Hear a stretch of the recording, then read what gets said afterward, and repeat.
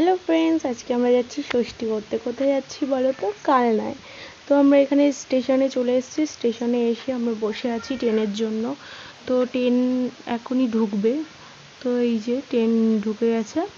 তো আমরা এখনই ট্রেনে উঠবো। ট্রেনটা একটু স্টপ করবে, তারপরে আমরা ট্রেনে উঠে যাব।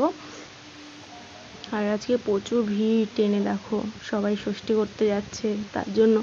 তো কথা বলতে বলতে আমরা ট্রেনে উঠে গেছি। ট্রেনে উঠে সিট পাইনি, তো দাঁড়িয়েছিলাম। এখানে দেখি একটা লিচু কাকু কি সুন্দর লিচু নিয়ে এসছে, কিন্তু লিচুর দামটা একটু বেশিই বলছিল, তার জন্য নেওয়া গেল না আর।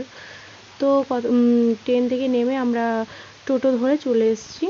ওখান থেকে একটুখানি স্টেশন থেকে এক টোটোয় চলে এসেছি। তো এসে এই যে মা বরণ করে নিচ্ছে, তার মাসিরা পেছনে ধরে আছে। তো উনি উনি তাই আগে দিচ্ছে, তারপরে একে একে সবাই আশীর্বাদ করবে। তো দেখতে থাকো, সবাই আশীর্বাদ করছে। ওই যে সবাই।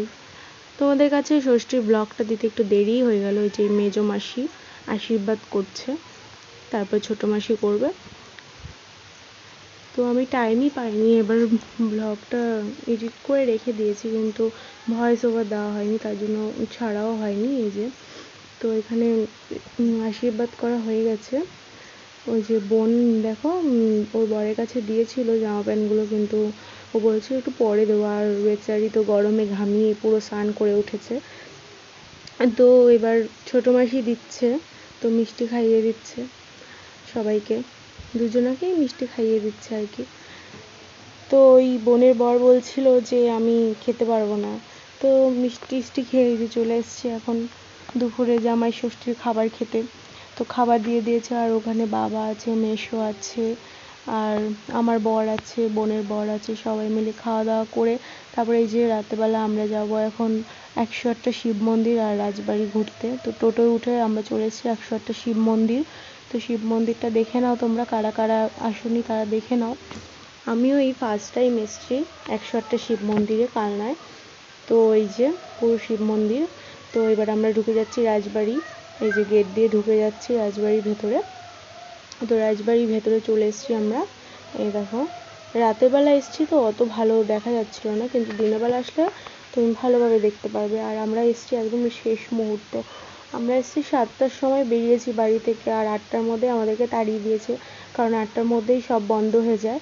তার জন্য আমাদেরকে তাড়াতাড়ি করে একটু ভিডিও করে নিয়ে চলে এসেছি আমরা। কিন্তু খুব সুন্দর হাওয়া দিচ্ছিল রাজবাড়ির ভেতরে, জানো। তখন ইচ্ছা করছিল আর আসতে না। তো রাজবাড়ি শিব মন্দির ঘুরে আমরা চলে এসেছি একটু ঠান্ডা নিতে। তো অনেকটা হাঁটাহাঁটি করে গরম লেগে গেছে, তাই একটু মাজা নিয়েছে। আমি বলেছিলাম ফুটির কথা, ও বলেছে মাজা নেবে। তো মাজা নিয়ে আমরা চলে যাব বাড়ির দিকে। তো মাজা নিচ্ছে ওই দোকানদার কাকু, কী করছে তারপর দেবে বলছে। তো মাজাটা নেবে, নিয়ে আমরা চলে যাব বাড়িতে। তো দেখো,